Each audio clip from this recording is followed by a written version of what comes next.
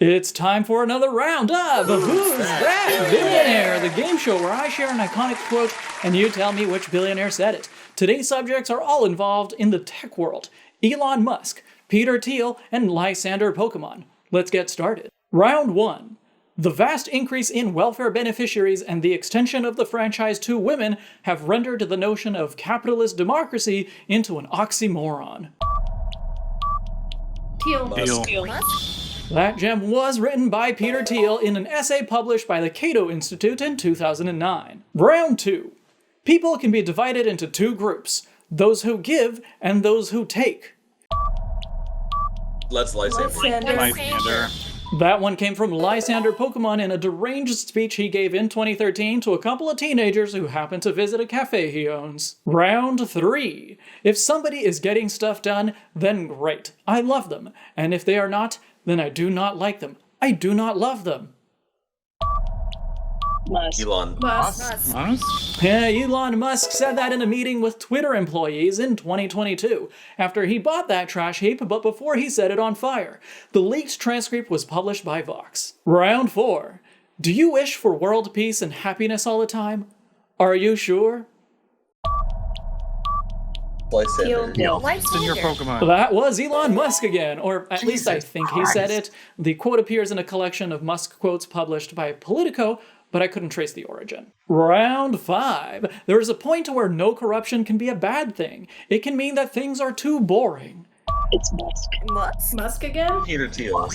That was Peter Thiel in an interview with the New York Times in 2017 after he had made a $1.5 million campaign contribution to the completely incorruptible Donald Trump. Round 6. Saving everything. The world is suffering because of this absurd dream. Lysandre. Of course, that one was a bit of a giveaway, said by the richest man in Kalos in 2013, while his minions prepared to fire a weapon of mass destruction. And that's all for today, folks. Write in and tell us how you did at home. Thank you to my completely live studio audience for helping me survive another episode of Who's That Billionaire? And that's all the fun we're gonna have today because this shit is bleak.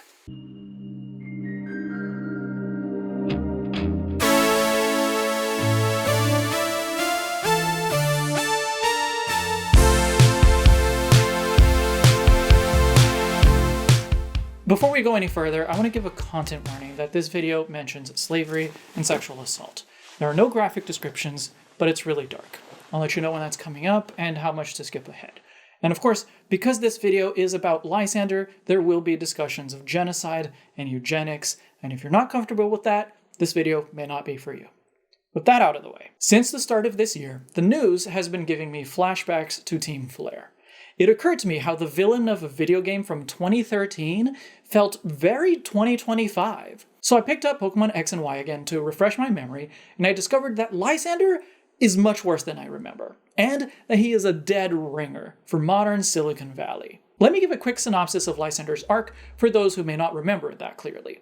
We don't know much about how Lysandre grows up, but we can assume that he has generational wealth. We know he is descended from Kalos royalty, and as a young man, he traveled around Kalos and helped those suffering because they had nothing. In fact, we hear from someone he helped back then, Ranger Keith, who implies Lysandre helped him become or remain a ranger.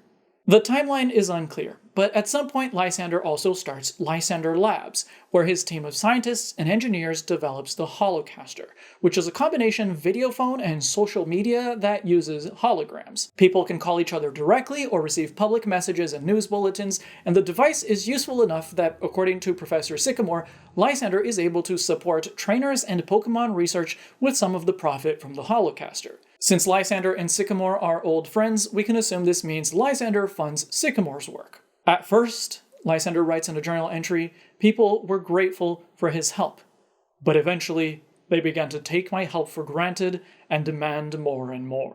This disillusions Lysandre. The way he sees it, this world is stable and secure.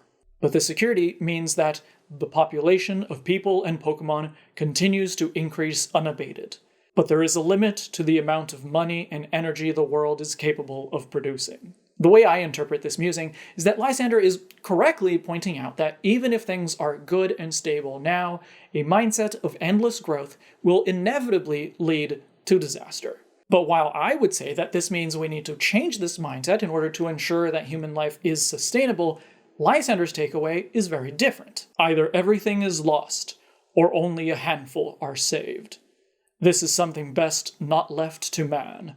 I must use a tool of higher power. As Lysandre himself puts it more directly, I tried to save people and the world with the profit from this lab. But my efforts had no effect. The world was just too vast and too full of fools that I couldn't save through my hard work alone. That's why I decided the only way to save the world was to take it all for myself. Again, the timeline is unclear, but at some point Lysandre also founded Team Flare, and their entire goal is to help him take the world for himself. Everything they do is toward that agenda. Team Flare presents itself as a group of cool, fashionable, and wealthy young people who engage in lively debates about how to make a better tomorrow. You can see how this would be attractive to some people. Sure, there is a membership fee of 5 million Pokémon dollars, but that just keeps out poor people who don't deserve to be members anyway. And you get to wear a spiffy red suit so that everyone knows you are cool and stylish and awesome. And they're not exactly hiding who they are. From the very first introduction of Team Flare in Glittering Cave, they already tell you everything. Team Flare's goal is to make it so we're the only ones who are happy. We don't care one bit what happens to other trainers or Pokemon. We're gonna take everyone else down so we can do what we want. Someday, everyone not in Team Flare is gonna get burned anyway. Team Flare and Lysandre are outwardly selfish and entitled and willing to literally kill millions, maybe billions of people to eliminate Pokemon entirely, to bring about a global apocalypse, all for their personal benefit. Lysandre later argues that even though resources, space, and energy on this planet are limited, the number of people and Pokemon has increased to an unsustainable level. Whether it's money or energy, the ones who steal are the ones who win in this world. When there is only one of something, it can't be shared. When something can't be shared, it will be fought over. And when something is fought over, some must survive without it. The only way to create a world where people live in beauty, a world without conflict or theft, is to reduce the number of living things. And you might be thinking that all sounds a little too cartoonishly evil, that it's all a little too unbelievable. That's certainly how I felt in 2013 playing Pokémon Y for the first time. But if you're still thinking that today, in 2025 and beyond, I'm about to ruin your day. If, on the other hand, you think we're going to jump right into Elon Musk and Peter Thiel, not yet. There's someone else I want to talk about first. His name is Nobusuke Kishi. Kishi was born in Yamaguchi Prefecture in 1896, and he was a child prodigy. He passed the entrance exam to Japan's most prestigious prep school of the time, then attended the Tokyo Imperial University and graduated top of his class in 1920. Kishi basically had his choice of career, and he decided to join the Ministry of Agriculture and Commerce to be involved with Japan's industrialization and economic development. Kishi traveled around the world, studying industrial policy in the United States, Germany, and the Soviet Union, and became fixated with economic planning, efficiency, and rationality. Kishi was also an imperialist, and wanted corporations to be run primarily for the benefit of state, military interests, rather than for shareholder profit. And this is where the content warning comes in. We're going to briefly talk about slavery and sexual assault, so if you prefer to avoid that, you can skip to this timecode. In 1931, Japan invaded the Chinese region of Manchuria, and turned it into a fake state called Manchukuo. In 1935, Kishi became the economic manager of Manchukuo and was given free rein with the goal of promoting industrial growth for the Japanese Empire. Kishi did that by exploiting slave labor from conscripted Chinese people at an average rate of 1.5 million people per year, by networking with the Yakuza for political and financial support, and by personally raping probably thousands of women, and by enabling the rape of countless more women across Manchuria, Korea, and the wider Japanese Empire. Kishi didn't do this alone, of course, but he represents the policy of Imperial Japan, And he was a particularly vile person. People who worked with Kishi have said that he didn't bother with the standard procedures of law and the justice system because he saw Chinese people as dogs, that violence was all they would understand. You'd think Kishi's fun ended when the Japanese surrendered to the Allied forces in 1945. Kishi was imprisoned as a Class A war criminal. But he was never tried. He was released in 1948 and allowed to return to politics in 1952. In 1955, he helped found the Liberal Democratic Party, which has been in power in Japan almost without interruption since then. Kishi himself was Prime Minister of Japan from 1957 to 1960. Kishi isn't a modern Silicon Valley tech bro, so why did I talk about him? Two reasons. First, as a reminder that Imperial Japan was fascist. Japan fought World War II on the side of the Nazis, and Japanese culture is still very nationalistic. The Liberal Democratic Party, which is the party Kishi founded and the party of the current Prime Minister of Japan, is, despite its name, a right-wing, conservative, nationalist party. Nationalism is an ideology of us against them, of in-group and out-group. Team Flare isn't nationalistic in the sense of wanting to protect Kalos against some outside threat, but the logic is the same. Team Flare is out to protect their own at the expense of everyone else. Second, because Kishi was a techno-fascist. This term is sometimes used today to describe the relationship between Silicon Valley and the Trump administration, but it was previously used to describe Kishi and other Japanese bureaucrats like him. It was technocratic fascism, meaning fascism driven by technical, rational decisions. Technical decisions can be very useful if you don't lose sight of the people your policies affect. Both Kishi and Lysandre did lose sight. Kishi was only concerned with industrial progress and didn't care about the hundreds of thousands of human lives his policies ruined. Lysandre was prepared to commit mass genocide for what he saw as the good of the world. I can't say whether the writers of Pokémon X and Y were at all thinking of Kishi when they wrote Lysandre's character. But I know they grew up, one way or another, under the long shadow of Japanese techno-fascism. And technocracy is part of the ideology of Silicon Valley. As Kyle Chayka wrote in The New Yorker, Silicon Valley is premised on the idea that its founders and engineers know better than anyone else. They can do better at disseminating information, at designing an office, at developing satellites, and advancing space travel. And that, of course, brings us to Elon Musk. Born in apartheid South Africa, son of a wealthy emerald dealer, best known for founding or running tons of tech-related companies, including SpaceX, X.com, not the one you're thinking of, X, now the one you're thinking of, the man is a creative genius, and of course, Tesla. I don't need to give you more of his biography. Lysandre's character arc, again written over 12 years ago, maps almost perfectly onto the arc Musk is currently undergoing, at least in the way that we perceive these men from the outside.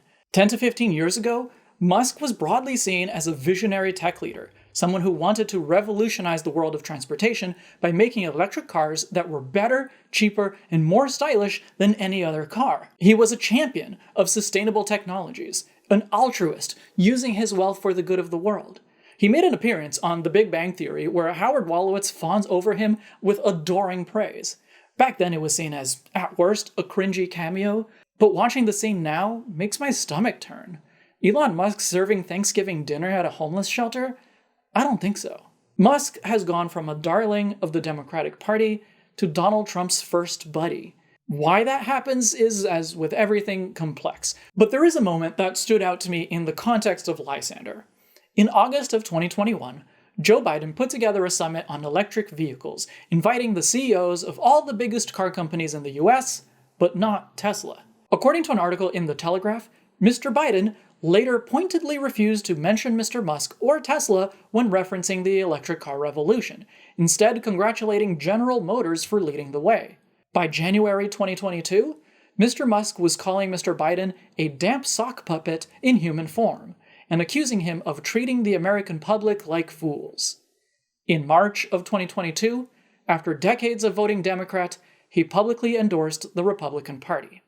Musk soured on the Democrats because they didn't recognize his contributions to making the world a better place.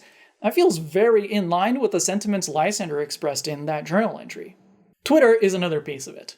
Mr. Musk is famously sensitive to criticism, and as Mr. Musk's rift with Mr. Biden and the Democrats grew, he suddenly came under attack from left-wing elements for whom he had previously been an idol. So he buys Twitter, and of course, that doesn't do his mental health any good. But Musk's takeover of Twitter is another important parallel with Lysandre. Twitter, now X, was in theory a tool for mass communication, where any person can post that they just had cereal or report from the ground in an emergency situation. But Musk uses X Twitter to spy on his users through data aggregation, to attack his enemies by sending his army of adoring bots after them, and manipulates the platform's algorithm to promote his own posts and those of people he agrees with. That is almost exactly how Lysandre uses the Holocaster. A flare grunt openly admits to spying on people's conversations. The only newscasts you ever get on the device are presented by Malva, a high-ranking member of Team Flare. And when Lysandre announces he is about to activate the ultimate weapon, he announces it through the Holocaster. Lysandre and Musk are tech oligarchs. An oligarchy is when a small group of people, usually very wealthy people, hold all the power. The term tech oligarchy has been used a lot since the time of Trump's second term, but it's not a new thing. As Brian Merchant notes, the technological infrastructure the public relies upon for modern life, crucial platforms for communicating, finding information, and building community, our shared digital commons, has already been operated by what is essentially an oligarchy for the last decade or so. These companies wield nearly absolute power over their domains, with little interference from lawmakers or the public. What's happening now, in one sense, is that the tech titans who have secured such large swaths of power over the digital world are increasingly comfortable wielding that power openly in the real world too, often using leverage from their digital platforms in tandem with their war chests of old-fashioned cash. Musk, again, most bluntly leads the way. He can both dump $270 million into Trump's campaign at the bat of an eye, and turn to the social media platform he owns and has algorithmically rigged to ensure his posts always get maximum visibility, to criticize a spending bill he doesn't like, target vulnerable political opponents, and get a new one passed in its stead. Matt Hatfield emphasizes in Open Media that tech oligarchs are not normal business leaders. Their direct personal control over enormous resources more closely resembles the robber barons of the 19th century than the large industry leaders of the 20th century. But crucially, tech oligarchs have a power unprecedented in human history. Platform-driven power to directly surveil, promote, and suppress the conversations of millions of people simultaneously. Musk is the tech oligarch whose arc and tactics most closely align with Lysandre. But Musk doesn't give us the clearest picture of the ideology that is driving it all. So let me introduce you to the third and final member of this cast of Lysandre lookalikes, Peter Thiel. He doesn't have quite the profile of Elon Musk, but he is much more fundamental. Thiel was born in Germany, but he grew up in a part of Namibia that was illegally occupied by apartheid South Africa, where his father was a manager at an, again, illegal uranium mine. In the 80s, he attended Stanford, and the fellow student recalls a conversation where Thiel defended the apartheid system as a sound economic system working efficiently and moral issues were irrelevant. This other student was a black woman. Thiel studied law, and after graduation, he wanted to become a clerk for a Supreme Court justice, like Anthony Kennedy or Antonin Scalia, but he doesn't get that job. That seems to turn him against the higher education system for not preparing him well enough for that job, I guess, and this discontent gets him recruited as a pundit for a libertarian think tank called the Independent Institute. In 1995, they published Thiel's first book, co-authored with another tech entrepreneur, David Sachs, called The Diversity Myth: Multiculturalism and the Politics of Intolerance at Stanford. I think that title tells you everything you need to know. But being a right-wing pundit isn't enough for Thiel. He wanted to be one of the funders of pundits.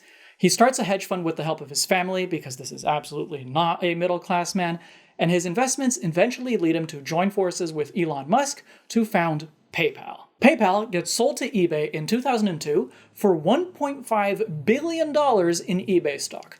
And with that, Thiel is off to the races. He opens a nightclub to help him look cool to celebrities. He starts a NASCAR magazine to try to push his right-wing weirdo ideas to everyday Americans. He funds the Seasetting Institute, an organization that wants to create independent city-states floating in international waters. You can see echoes of Lysandre in all of that, right? Lysandre Cafe is like Thiel's nightclub, drawing cool people to his orbit and making him, by association, one of the cool people. Holocaster News is like the magazine, a way to push his ideas to an unsuspecting public. The drive for independent city-states is like the Team Flare headquarters, but we'll have to dig in to see just how that is. Thiel is interested in independent city-states because he's a feudalist. It's one of his guiding principles. He doesn't like being told what to do, he doesn't like taxation, he doesn't like government. He wants a floating city-state for himself. When he funds political figures like J.D. Vance and Donald Trump, it's because he thinks they will advance these goals. When I put it like that, the ideology seems almost quaint compared to what it really is. This city-state thing isn't just about independence. It's more than anything about self-preservation. Thiel is also guided by an insurmountable fear of death. It starts early in life, but the terrorist attacks of September 11, 2001 scared him shitless. He saw that a small group of people can kill large numbers of people like him. The attack on the World Trade Center is an attack on the financial center, the wealthiest people of the wealthiest and most militarily powerful country on Earth. This existential fear has been massively exacerbated in recent years, not only for Thiel, but also for Musk and most other tech leaders. There are numerous factors. The climate crisis, which is an evident threat to anyone reasonably well-informed, even those who deny it. The COVID-19 pandemic, and the way it quickly and deeply disrupted and destroyed lives. AI, because a lot of the tech faithful genuinely fear a Skynet-like AI apocalypse.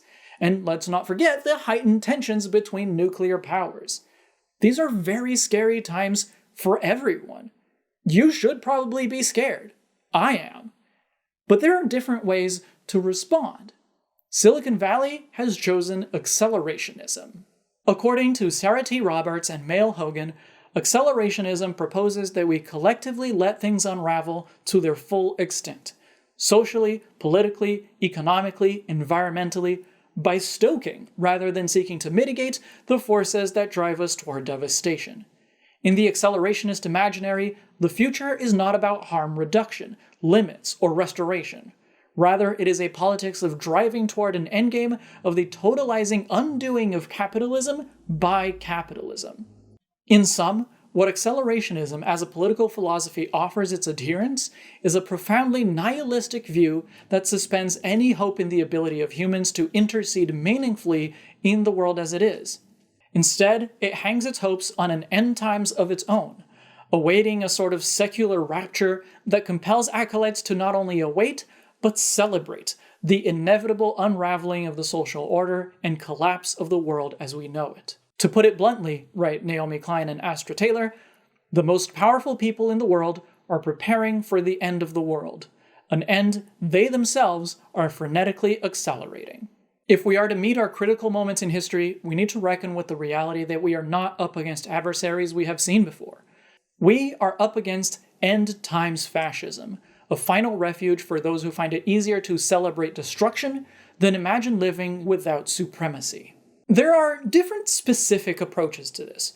Transhumanism, effective altruism, long-termism, effective accelerationism. These ideas are shot through with dangerous racial, ableist, and gender biases about which parts of humanity are worth enhancing and saving, and which could be sacrificed for the supposed good of the whole. As the AI scholars Timnit Gebru and Emil P. Torres have written, though the methods may be new, this bundle of ideological fads are direct descendants of first-wave eugenics. You can see how all of this reflects what Lysandre did 12 years ago. Lysandre promised to save those of Team Flare at the expense of everyone else. Team Flare headquarters is a bunker built to protect only those who are loyal to Lysandre against the apocalypse they are about to bring. It's his version of Thiel's city-state. The link to eugenics isn't unwarranted either. Almost every member of Team Flare is pasty white. Lysandre ponders whether the potential for mega-evolution is hidden within a chosen few, a classic supremacist argument. Even the main overarching theme of the games, beauty, can be taken in this context as a dog whistle for purity, or for this glorified, stable, and secure world that Lysandre is so obsessed with. It's not overt white supremacy, but it's hard not to see it implied. Lysandre says that what the King of Kalos did was reprehensible. But, and you gotta love a but in a sentence like this, but the ultimate weapon did manage to wash the world clean of that era's filth. And then, he doesn't just accelerate. He reaches the finish line. The ultimate weapon gets activated. The game doesn't explicitly show the effects of activating the weapon, but to judge by the reaction of some Team Flare grunts, I can't let you go beyond this point. A kid like you shouldn't be exposed to such sights. Nope, I can't hear them. I won't listen to the Pokemon's cries. These are face-melting horrors worthy of Neon Genesis Evangelion. It only doesn't get worse because the player is able to defeat Lysandre at the crucial moment, and Lysandre commits suicide by ultimate weapon, more or less intentionally depending on the version. Beauty is the theme everyone thinks of when they think of Pokémon X and Y. In various interviews, Junichi Masuda has also mentioned themes like bonds, evolution, and common ground. One that I haven't seen mentioned, but that really struck me when replaying the games, is wealth and inequality.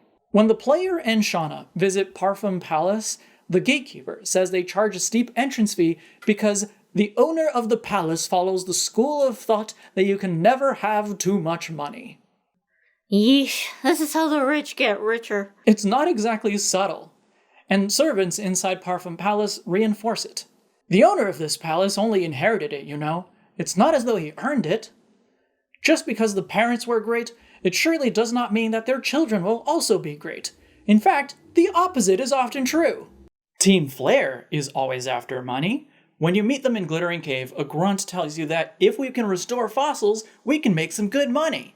An admin later says that taking all of the money and stuff for ourselves will make a world where Team Flare is happy. That is literally the entire point of Team Flare, to amass enough resources that they can avoid all consequences for their actions. And then, there's Lysandre himself. In the same journal entry where Lysandre writes that the world is stable and secure, he complains that people began to take my help for granted and demand more and more. Will fools like those people consume the Kalos region? I read this as a contradiction. If the world truly were stable and secure, people would not need so much help from a wealthy philanthropist. He thinks the world is stable and secure because he is shielded by his own wealth. But that world has never really existed. But there is a limit to the amount of money and energy the world is capable of producing, he writes. Either everything is lost, or only a handful are saved. He perceives a threat when he realizes that helping people would mean giving up his wealth. And he's not willing to do that. Wealth, in the sense of having more resources than you need, is like a drug. It may be relatively harmless in limited quantities, but if you take it too far, it goes to your head. You can overdose. Ashley Parker, a journalist for The Atlantic, said on an episode of NPR's It's Been a Minute that Jeff Bezos buying the Washington Post is the equivalent of me buying not even an overpriced latte. Wealth is addictive, dangerous, but at a certain point, you'll do anything to get more. Brian Merchant writes that there are, of course, numerous ways that titans like Bezos and Musk, who are also the richest men in the world, have long wielded their power in the overt manner of oligarchs past, demanding favorable conditions for their businesses, dodging taxes, evading regulations, pushing to render laws that protect workers unconstitutional, and so on. Oligarchs, writes Matt Hatfield of Open Media, are a product of weakening democracies, and democracies' final executioners. To preserve and expand their personal power, oligarchs in other failing democracies have helped make democratic decline permanent, entrenching power not in we the people and our elected representatives, but in a strongman leader and their oligarchic friends. If you ignore the government aspect of things, because the Pokemon games largely ignore even the abstract concept of governance at all, Lysandre seems to perfectly align with the tech oligarchs of modern Silicon Valley. But how is that possible?